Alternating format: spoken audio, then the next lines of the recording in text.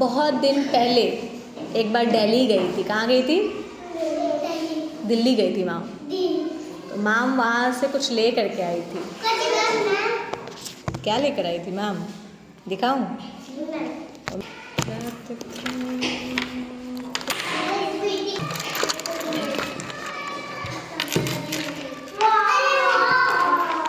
ये है स्माइली, ठीक है। कुछ कुछ मैंने इसमें से इस्तेमाल कर लिया है, मगर अब ये मैं तुम लोगों के लिए यूज़ करूँगी।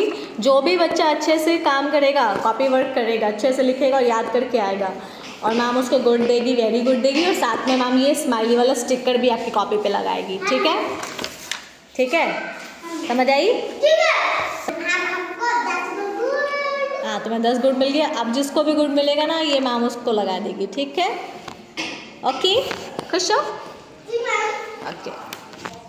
हाँ काजल, इसलिए मैम तुम्हें स्माइली दे रही है।